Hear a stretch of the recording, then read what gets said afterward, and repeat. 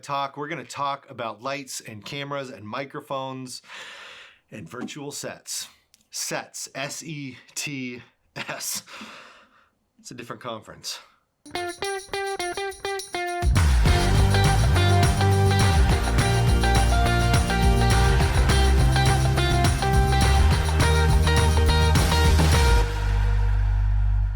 We live in an age where we can learn anything for free. Thank you, YouTube. But I am going to lay down some basics and some tips that should help you guys along your way. I'm going to be showing you what I'm using and also kind of let you know some cheaper alternatives or places you could start. So some of the stuff we'll talk about today is lighting, sound, cameras, and some live stream stuff, and like maybe multiple feeds as we go through everything. What I'm going to teach you today isn't just about Zoom shows, but anything you might be filming for Instagram or TikTok, or maybe a product you want to put out, or even just putting together a magic reel for yourself. All these principles can be applied in those situations also. As you can see, I have put the space together already, and we're going to go through all of that step by step, what I did. The first step in putting together your virtual show is to find a space. You might have a room in your house that you can set up that can be a dedicated virtual show space. Awesome. But if you can't, that's okay too. Is there a corner of your bedroom or living room or basement or garage, like I did today, that you could set up for your space? That's great. One of the biggest things you can do for yourself is trying to give yourself some depth between you and the back of the room. For me, this was the best spot in the house that I had available to me to do this and build out this set. And you know what? That first space you find might not be the space you land on. It might not be the space you're using in 2 weeks or a month from now. It's all about trying and learning and growing. Obviously, I've got lights set up here today. You can do this with natural light. What's important is trying to get yourself separated from the background, and that will do a lot to increase your production value and clarity in your image. So what I've done, obviously, is I put more light on me up front and darkened the back, creating more separation between what I'm doing here with my hands and on my table, and then what's happening in the background just becomes decoration in a lot of ways. There's a lot of schools of thought on lighting. There's a lot of different ways to do lighting. This is kind of a traditional 3-point lighting setup. We have our key light. That's the main light on me. We have a fill light. I'm using a bounce. So instead of another actual light, this is just a white piece of fabric that is bouncing my key light back to this side of my face, filling those shadows. This is the fill, the key, the fill, and then I have a rim light or a hair light or a backlight. There's, whatever you want to call it. And that's helping set some glow on my shoulders, a little bit on the back of my hair, and that continues to separate me from the background. So one of the first things you're going to want to do is pick your angle. Clearly, this doesn't look great. Probably doesn't sound super great either. But what we want to do is figure out where we're going to be setting up and build from there. Everything outside the frame doesn't matter. So it eliminates a lot of things that we have to worry about, or sets our boundaries as to where we need to set stands or get gear bags or things out of the way. So before you really get started, decide where you want to set up. First thing you're going to want to set up is your key light. Your key light is going to be the main light lighting you for your show. Then you have your fill light and your hair or rim light. Not every one of those lights is necessary, but you for sure are going to need your key light. So that's the first thing I'm going to be setting up. And we've got our key light up now. What we're going to do next is work on our background. Right now we have just my LED garage lights on, and we are going to try and minimize that and get it down. But before we do that, I'm going to switch over and set up our audio so that the rest of this sounds a little bit better for you guys. All right, now we've taken out our overhead LED lights, and I've put up one RGB tube light to add the blue across the back. Now you can use an RGB tube light. There's a lot of lower cost alternatives that are available now. But you could also take a regular light and put a gel over it. You can get those on Amazon. You can get them on filmmaking websites to create a similar look, a similar effect for your project. Next thing we're gonna do, I'm gonna add a little bit of a fill light right here so that this side of my face isn't as dark. And we're gonna add a kicker light or a rim light or a hair light behind me to help me separate from the background a little bit more. I've had this desk in all of the shots, but I had it lower. And I wanted to make sure we raised it up so that you guys would be able to see it. And I'm sure if you're doing a show, you'd want to have some sort of surface right in front of you. The way I raised it up is I put a couple of road cases under each end, so then it was high enough to then be in frame. I'm gonna start adding those other lights in, and I'll check back in with you soon. All right, I've added a fill light. I actually didn't use a light for this. I used what we call a bounce. It's a big white piece of fabric. This one I got off Amazon, and it's big and has a edge in it that can be folded down and packed away, but you don't need to do that. You can go to Walmart or Target, your local store, and just buy a white bed sheet or a white piece of cardboard, and you can use that bounce. So what it's doing is it's taking the light from my key light, bouncing it off the bounce and then back into the shadowed side of my face. That way it's not as shadowed. So here it is now that we have our key light, our bounce. I did set up audio. I will go over that more in a second. Next, I'm gonna add my rim light, edge light, hair light, whatever you wanna call it, and we'll check back in a second. All right, now I've added a rim light. What that is, it's a light behind you. And usually you want to try and catch your shoulders, your hair, and it helps separate you from the background so you don't get lost into the darkness behind your frame.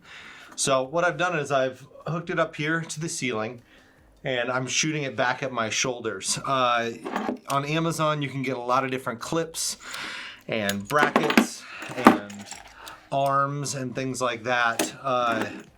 And then they can easily clamp onto doors or pipes or walls. And you don't necessarily have to put them up on the ceiling or mount them on a hard position. You can also put them on light stands and put them out of frame. I could have easily done that, but since I had this available, I took advantage of it. You can get C-stands or light stands to put your fixtures on and just tuck them right outside your frame and no one will ever know the difference. They can pack down pretty small and you can put them under a bed until your next show. Or if you have a space that you can dedicate to your shows or to your projects, then you can keep it up all the time. All right, what I'm gonna do next is I'm gonna add a couple of lights in the back here just to kind of make things a little more fun, a little more interesting for my potential magic debut, which probably won't be happening. For as much magic of a shot, I'm pretty muggly. Go Gryffindor. All right, I put up a little curtain of twinkle lights. It's just a simple Christmas light thing. The other thing we can try is swapping the lens. Right now I'm shooting on a 2.8 24-70 millimeter lens on a Canon R5. You do not need an R5, you do not need a 5D, you do not need a 70, you don't need a DSLR. Like everything I'm telling you today, you can do with an iPhone if you need to, you can do with an entry-level DSLR, and there's gonna be options for you. Don't feel like you have to start at the top of the mountain and before you can do anything. There's a lot of DIY options that you can use, and there's also cheaper options, and then you can upgrade piece by piece as we go. I'm gonna try and swap the lens and do something with a wider aperture and see if that makes the lights better, but I think I'm probably gonna end up ditching them. I've swapped out the lens and put on a 1.4 24 millimeter lens. I was shooting at 24 millimeters here, so my frame is gonna remain the same, but my aperture has gotten wider. The aperture, the lower the number on your aperture, the more light that's gonna be let in. Also, for those of you who are dying for that fuzzy background, the lower that number is, the fuzzier your background's gonna be. But that comes with a catch, is your area of focus becomes much slimmer, which is great. It's cinematic, but as you can see, like my hands, they're out of focus compared to my face. When you're shooting, if you want to make sure your hands are in tack focus as well as your face, you're going to want to be shooting at a higher aperture. The higher you go, the more things are in focus, but that includes your background as well. You can't get one without the other.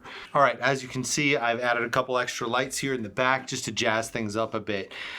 I started with an empty garage. This is where my wife and I do our self-tapes for auditions, and we obviously have some workout equipment here in the back. But this was a space that was available to me, and I felt like I could transform it into something that was a good example for this exercise. Don't think of this as how can I make my, room look okay. Think about it as building a set. Think about the spaces that you have in your home. And you know what? If you don't have the resources to get any lights right now, you can start with an open window. Try and schedule your shows during the day and do an open window. That's a great place to start. And then maybe you're focusing on getting like a little microphone or something like that to jumpstart the audio side of your things. Once you're a little further down the road and maybe have a little cash, then you invest in some lights, then you invest in a camera or some lenses. Don't feel like you have to buy everything at once. Take it step by step, piece by piece, and it'll come together. All right, equipment. Everyone talks about equipment, and I'm sure you've heard it before. It doesn't really matter what your equipment is, and that's true. Well, to a point. Just getting started and doing something is better than doing nothing. And I'm sure I'm going to say it all through this thing is don't wait to get started. Get things one piece at a time, one section at a time. There are soft boxes that you can get off Amazon, and it's like $100 for 3 soft boxes. They're not the best lights in the world, but they're going to be better than your lamps or your overhead lights or things that you have in your home. Start there and build out from there. You don't need the most expensive equipment to create the best looking set. Use what you have and get creative. A lot of people right now love ring lights. Ring lights, I have one. A lot of people love them. They're really affordable, but I would really recommend not setting them up like you'd see some TikTok influencer do it, like this, straight on, and then you mount your camera in the middle. It gets weird, and maybe that's a look that you want to go for, but that blasted front light is pretty harsh. It takes away any definition on your face, flattens you out. And then the other thing it does is it takes the ring and it puts it right over your pupil. And in real life, we never see each other with that kind of a reflection on our eye. And in some cases, it can kind of make you feel a little alien and disconnected. So if you do end up getting a ring light, which is a fine option, I would recommend to get diffusion to go over it. What it's going to do is going to take this thin source and spread it out. It makes a bigger light source for you, and it'll soften the shadows on your face. Also, take it from here in front of you up and over to the side. That's where I've got my key light right now. And shooting it from the side, you're going to get light on half your face, and then it will create shadows on the other, and it adds dimension and depth to your image. I personally love shooting with soft boxes. You can get them in all shapes and sizes, circles, squares, rectangles, octagons, and I think they do a great job of creating a large source. The larger the source your light's coming from, the softer it's going to be. It's not going to have those hard shadows that, like when you're shooting in the sun, you see. So as much as you can, I would recommend to use a softbox. You can get a 3 or 4 kit set off Amazon for around $100. It's going to have screw-in light bulbs that maybe you can turn 1 or 2 off, and it'll let this one be a little brighter and this one be a little darker. When I started out, I had one of those kits and I used it for a long time. It made a huge difference, and that soft lighting is so inviting and so approachable. It doesn't feel aggressive. and it feels comforting in some ways. If you can't buy a light, that's fine. Start with your bedroom window, start with your living room window, but the same principle applies. So let's say our window's right here. We're gonna set our camera up just to the side so we create that dimension across our faces. And what do you do about breaking down that light? Because sunlight's pretty harsh, it's hard. Go to Walmart, go to Target, buy a white bed sheet and tape it over the window. Do you have maybe your family or you or wherever you're shooting from, they've got some sheer curtains. Close those up and it's going to soften that light and create a nice big light source for you to do your shows, create dimension and depth in your image. So something I chose to do here is light this back wall. I've got these cool RGB tubes available to me. They're in my gear, so I thought I'd just throw them up. Totally unnecessary. You do not need that. But if you want color, there's a lot of different ways to do it. There are a lot of entry-level LED RGB tubes and panels available now. Go do your homework. We'll put some in the PDF for you that we would recommend. But check it out. Things are changing so fast and new products are coming out all the time. And there'll be a lot of things available to you. But if you don't want to do that, you can always put a gel over an existing light. You can get colored bulbs. Something like a Philips Hue LED smart bulb, you could change the light on it and it just gives you a different pop of color. Maybe it's in a lamp that's behind you and you've now turned it purple or something, just to give a little more texture and color and make it feel a little more showtime, make it special. So when someone logs on to your show, they're not just jumping into your bedroom, but they're jumping onto your stage, they're into your set. So anything you can do to personalize, I think goes a long way. Let's start with your camera. Look, I bet you 99.9% of the people watching today have a camera on their phone. And you know what? The iPhone camera or some Android cameras have really great capabilities these days. And they're using processing in there to create really great images. And you could plug in and use that. If you do end up using your phone, then I would recommend getting some sort of stand or a clamp for it. This will hold like an iPad or a phone. Then it has a ball head on it so you can get horizontal. Definitely shoot horizontal. It makes a difference. When you put your phone vertical up and down, it just screams amateur hour. Unless you're a TikTok magician and that's your thing.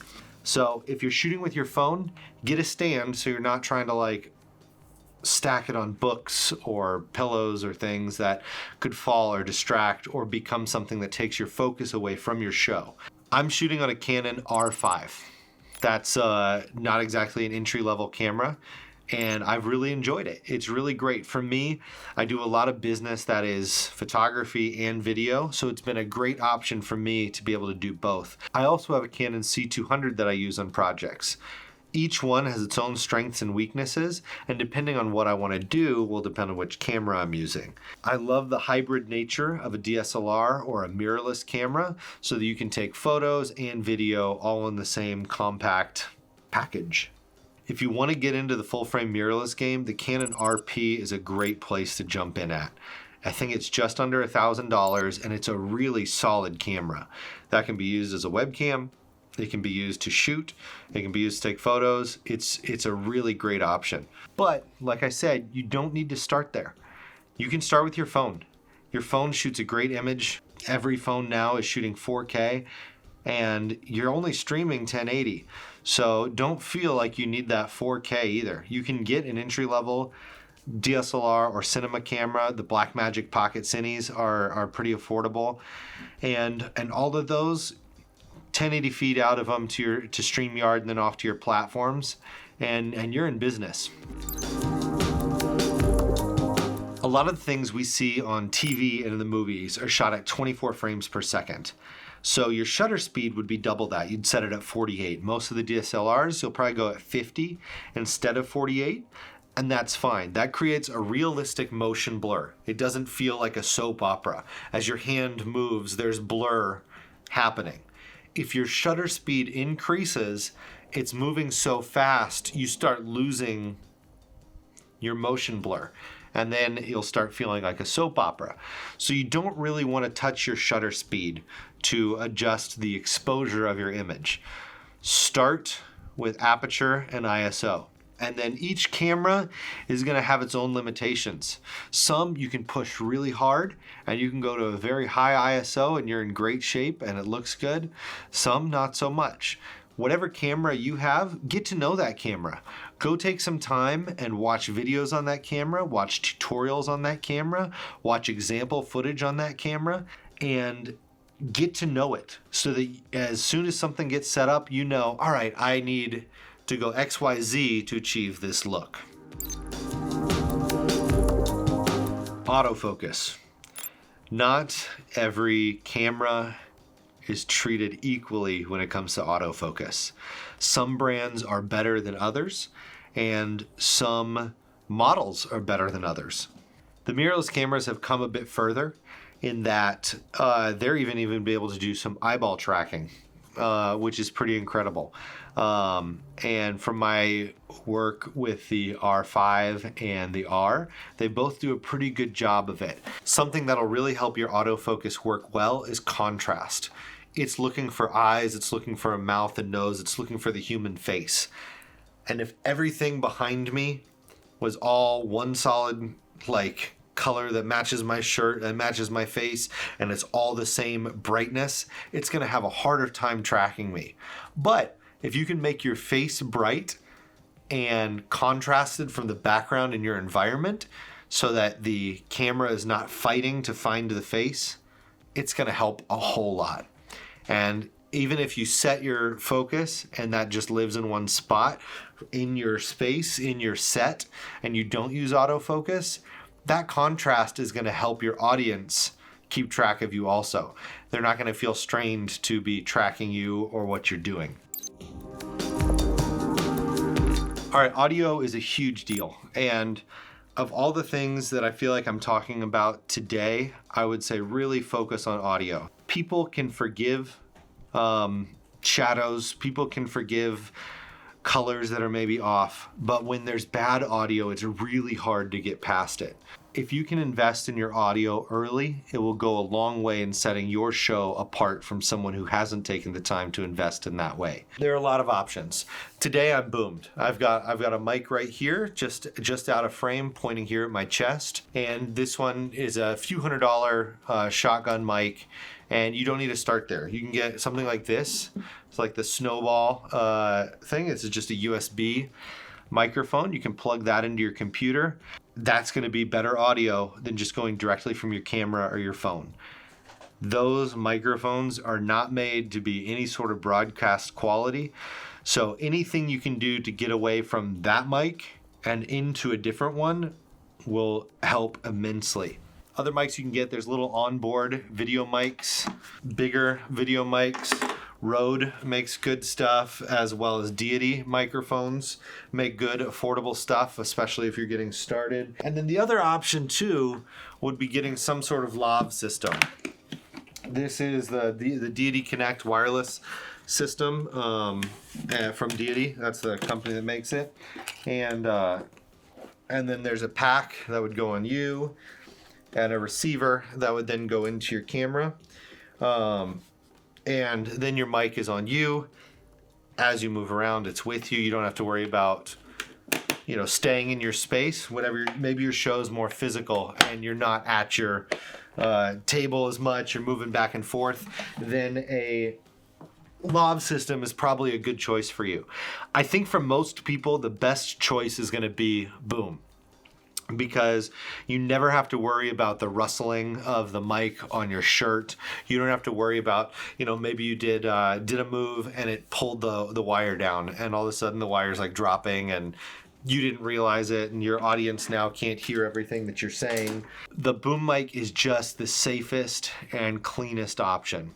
So what I've got set up today, I have a C-stand here with a mount on it, and then the boom pole is held on the mount, and it just goes over and is pointed directly at me.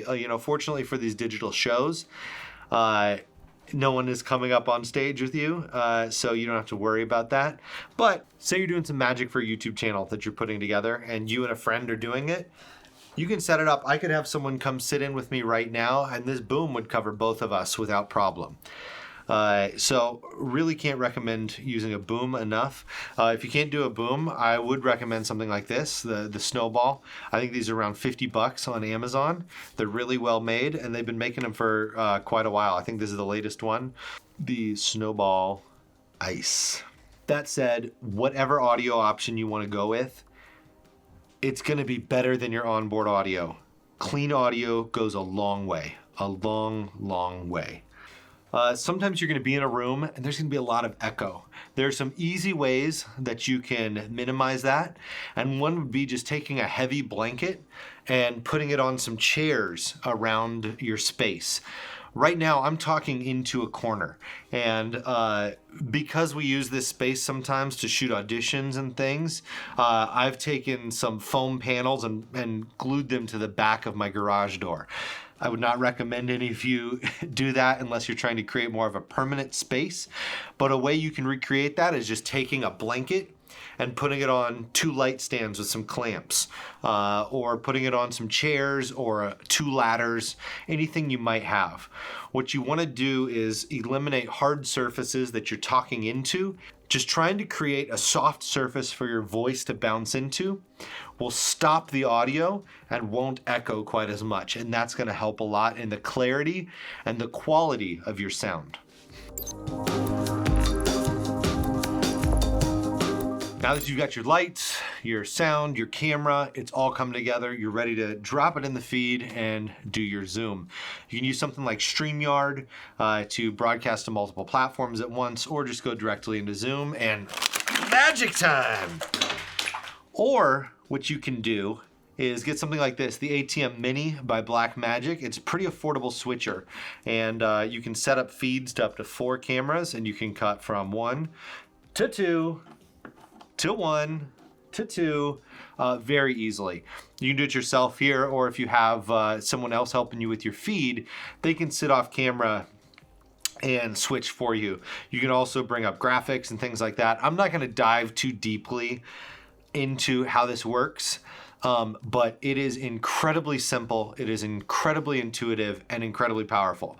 So if you do want to step up to some sort of multi-camera feed for your shows, definitely look into the ATM Mini, and then there's a pro version that'll record the feeds from the cameras and things like that for you.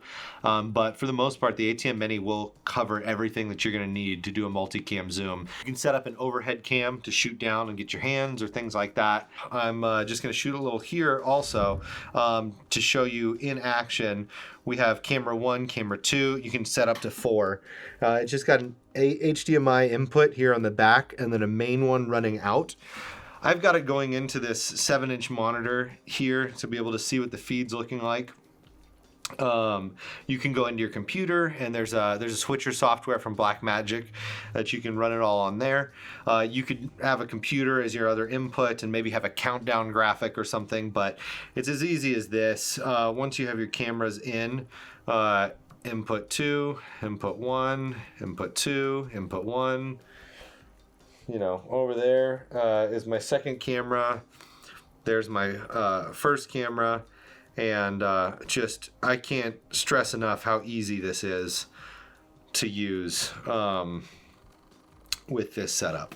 There's a lot of software out there you can use. We would recommend Ecamm or the EOS Canon web utility. That works really great in connecting your Canon cameras to become a webcam for you. If you're using a software like StreamYard, you can broadcast to multiple platforms at the same time.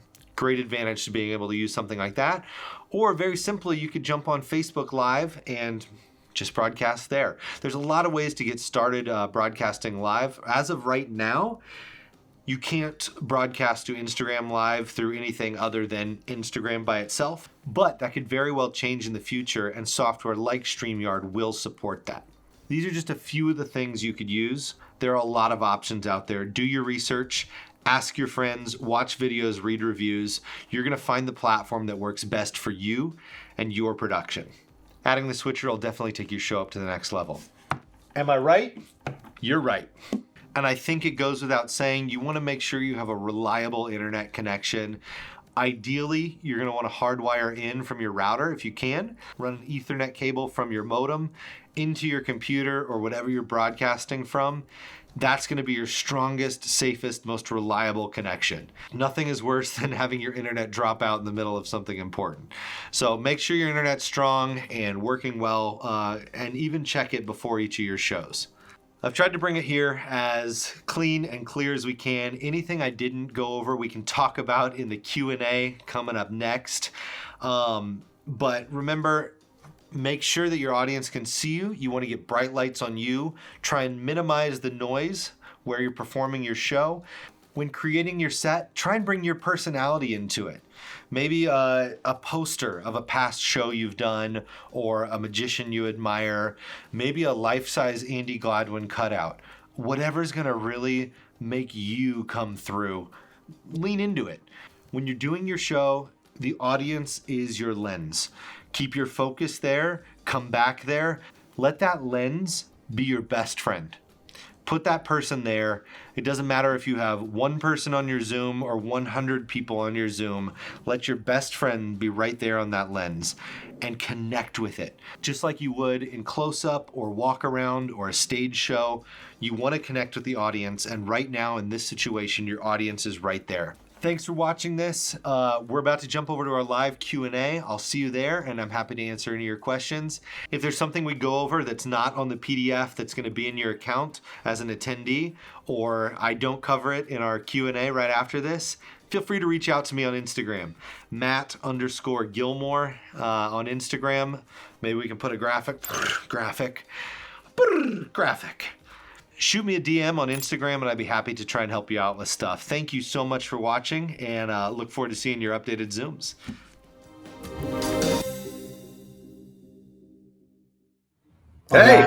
Hey, that was awesome. And look at that nice setup. Thank you so much for doing that, Matt. I know we have about 15, 20 minutes to go through a ton of questions. So we will dive right in, but I know there's a very interesting thing about your setup right now, and I want just to let everyone know something very intriguing about your setup currently right now. Well, this setup has no lights whatsoever. I have, like I talked about in the video a little bit, I've got a glass door right next to me, and I set it up, and I'm just using that as my light for this situation. And then this light I have in the room is just something that already existed. I didn't set it up for the show, but it is a single key light source. There's no fills or hair lights or anything like that, just showing like, as long as you've got a camera and some sort of microphone, you can get going. You don't have to, like I said in the thing, don't wait to get all the pieces together to get started. Build it. And that's 100%. We will actually get into it because I think it's a great, I got another question that I can ask right now, but I have hooked up my second camera. I will show you my space, the creative things I've done. You can kind of talk about, because I'm crammed into a corner right now. It's the only place I'm allowed. Not allowed to show the bedroom. I've been told. The hammer was whipped down on that. I got to be in my little corner. We'll get to that. But real quick, just because I noticed it's great right here. So people have been asking. So your last shot was pretty dark in the back, sure, and that would not work well for like a masking software because it has to be able to be seen and there. So can you kind of talk about setting it up and putting a little more light behind you, maybe putting it on the floor, things like that? How would you do that to make it a little more light in the back if you're controlling the light, not just using daylight? Yeah. Well, one thing I did here is I actually closed the curtains halfway. So I could open up these curtains right here, and all of a sudden I have a whole lot more light across the back of my set. And you could do that. You could have a lamp. Like if you don't want to buy a light, you could have a lamp off frame just to light something. I think, though, it is important to have you as the subject, the focus. I know some of you guys have shows where, maybe they're doing a prediction and all of a sudden locked in this bottle behind me, which you'd want to be seen the whole time. I think, so I've got this little cabinet right here. If this was going to be my set for a show, I probably would pop a little light in there so that it highlights this space just a little bit, but not to where it's going to draw focus. So that when it gets to the point in the show where, oh, wait, we have a reveal, it already has kind of its spotlight for that moment. Does that answer the question a little bit? No, it absolutely does. And I want to show you something fun, if you don't mind. So we are a year into this. Everyone, I now present you Matt Zatz's first ever virtual show. It's kind of hard to see. If you squint, you can see the no lighting. We had no lighting. no microphone. I had the terrible banner that I used to use for my stage shows up there. I had just a table like that. It worked, but the thing is, I built it piece by piece, like you said, Matt. I built it piece by piece. I brought it up piece by I started with audio. You said it in the video, I think audio is so key. You mentioned some audio, which real quick reminds me that everyone, I've seen some questions about it. You will absolutely get a PDF. It'll go into your account later. It's not there right now. Everything will go in together. You'll have a PDF that not only tells you things, but tells you different budgets that you can get, different items in different budgets, where to get them, things like that. So just feel free to just enjoy this, and then you'll be able to see it. But I think it would be great to look here, because I know a lot of people had questions. The camera I'm using is a Sony a600. So you mentioned some good mirrorlesses. It's an a6400. It's brand new to me. I've only had it about a month. I absolutely love it. But let's take a look. Let's take a look at where I'm crammed here. So part of the mess, I usually stand for my show. So this is the first time I'm sitting. So I've had to actually just throw everything over here. But if you look here, you'll see that what I've done is, since I'm crammed into the corner, we were talking about this before. So that's the key light right there. And you normally would have that on you. But since I'm crammed into the room, and you can tell people about this, maybe it's a good idea or a bad idea, I've actually bounced it off this white wall, which I've put some light over my my window here, so that light doesn't come down on me. And it bounces and hits my face, and then is balanced out by the ring light, which my diffuser fell off of. So I love that. Like, that is really innovative in using the space that you're given. And bouncing your key light off a wall is another great way to get a big soft source. And when I first was like learning about this stuff, when people are saying a big source, what do you mean? Like, as much as you can bounce your light off of or diffuse it through, like you might have a light that is physically this big, but if you shoot it through a bed sheet that's the size of a bed and back it off, all of a sudden your light source is the size of a bed sheet. And that's going to create softer fall off of the shadows across your face. It's going to be a softer source. So bouncing it off your wall is a great way to do that. It would have been really hard for you to work that light in around the corner with those weird angles and everything right there. So props to you, man. Very innovative. Well, thank you. Because I mean, I am stuck in a corner. Because I know we saw some people, like someone said they were in a dorm room. Like I'm trapped in this corner.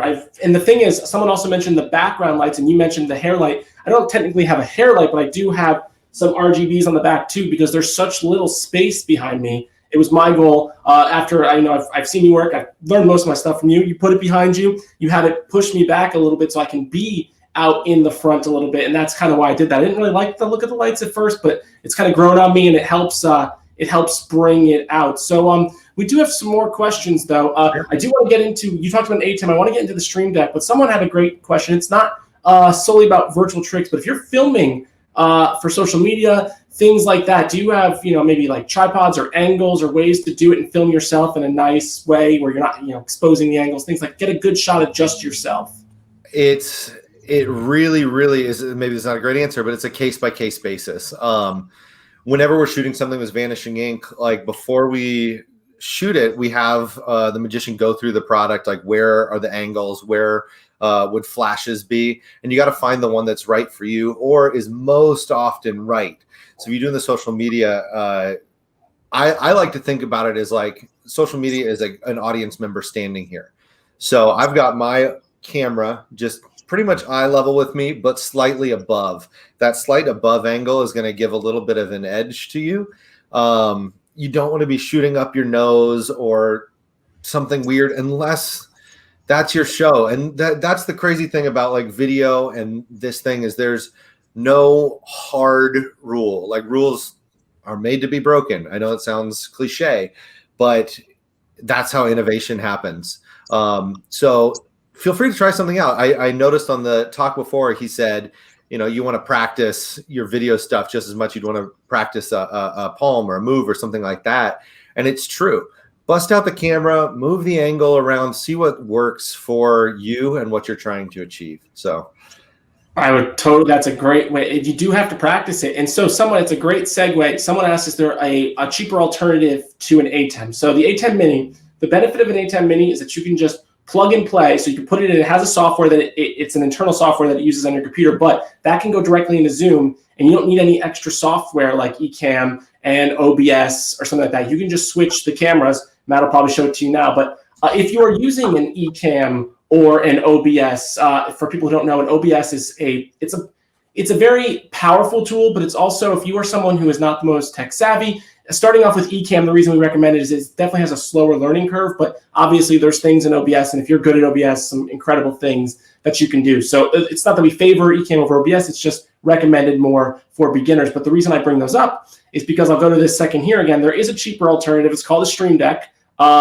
It's right here, once again, pardon the mess. Now, what's weird is that I actually set up a different profile on it just for today. So I'm so used to being able to do it without looking that I've had to look. But if you look here, you'll just see I just have very basic things on here. I know it's hard to see because it's not focusing, but I have to bring up that picture. I have that right here. There it is for the DSLR. There it is for the webcam, things like that. I brought up the chat before. I can bring up that. So it's pretty cool. It's very, very, very, very, very, very easy to use. They're relatively cheap. I think they're a little over $100. In the beginning of the pandemic, they were extremely expensive, but they're relative. And the thing is, they work for outside of streaming. They work for, you can use it for Adobe Premiere, Adobe Photoshop. You can use it with your email account. They're pretty cool. They're very versatile. But for anyone asking about the alternative, that's good right there. The ATEM Mini, I don't have it set up right now, but it is so easy. This is the entry level one. I think it's like a little under $300. There's higher ones that will record your live stream. It'll record the different feeds coming into it. You can put up to 4 cameras into it across the back and set up those feeds. And it literally is as easy as like plugging it in and just like jumping between your cuts. It's so easy. So if that is necessary to your show and you want to take it up, it's a great option. All right, we got the rapid fire section. The rapid fire, we got to get these last ones in, and we got to go. So, about using green screens, is there different lighting for a green screen? If people want to use a green screen or virtual background, do you recommend a different type of lighting? Obviously, I don't think you want lighting behind you, or I'm not sure. If you're doing a green screen, you want to make sure that it's as even lighting as possible, and try not to get as much fall off on you. Like, so much production value can be added by depth. So if you can get off your green screen a little bit and just make sure it's brightly lit, your software will be able to see that green better and pull it out and have a cleaner mask on you. So as much flat light as you can get on it is good. Try and get the wrinkles out and to have the best mask possible. Very cool. And here's a quick one in 10 seconds or less. I know you said audio is the most important. I would absolutely agree. People have to hear you. But if it came down to you could upgrade from your laptop camera or you could upgrade your lights, which one would you do first? Probably camera. I would probably go camera over lights because there's so many cheaper alternatives that you can do, like sitting by a window or getting a light from Home Depot and diffusing it with a bed sheet from Target. So lights. Awesome. And I think this is probably the last one we'll have time for. But instead of just your phone, which is awesome, and I would absolutely recommend, the only reason I didn't do it is because I use my phone for an effect. But any other budget cameras? Because I know like this A6400 was about $800, so it's budget, but it's not everyone's budget. So any others below that? Sure. I think when investing in a camera, don't just think of the now, especially if you're going up from a phone, you're going to get something with interchangeable lenses. So think about the ecosystem that you're diving into. I've been on Canon forever. I started a Canon T2i. I have lenses that I bought 10 years ago that I'm still using now. And that investment has been able to maintain across body upgrades. So for me, I'd recommend something like the Canon T7. I think you can get it for like $500 with a lens. Or the M50 is their first mirrorless they did, but it takes a little bit of a different adapter. So I'd probably say go with like the Canon T7. It's got the EFS mount and you can use so many different lenses on it at different price points, and they're lenses you can take with as you upgrade your body. Awesome. That's great stuff. I know there's just one thing I want to mention. I don't know if you mentioned it, but camera placement as well. A biggest pet peeve of mine is when magicians have their camera offset. If you can, put it in front so you look at the camera. You can also see the screen if you dart your eyes down. But nobody likes when the screen's up here and you're not. That's not how you connect. You mentioned about connecting with your audience. That's just a quick thing, but that was awesome. Thank you so much for doing that. I know we had to burn through those questions. You answered them awesome. We'll see you around. Yeah, is it T7 or T7i? It's the last question we got in. Either one should be fine. They are both cameras that Canon offers. There's the T7i. So whichever you can get cheaper. And it is totally cool to buy a body used. Like bodies will lose their value really quickly because there's so many new ones coming out. Just get somebody with a reputable store and get a used body. It'll save you a few $100. Get last year's model. not a big deal. 100%. Awesome. Thank you so much. We'll have the PDF out with all that stuff. Matt, we got to get on to our next. We got a jam-packed day, but thank you so much, everyone. The chat blew up. It was awesome. We really appreciate it. Thanks, guys. We'll see you.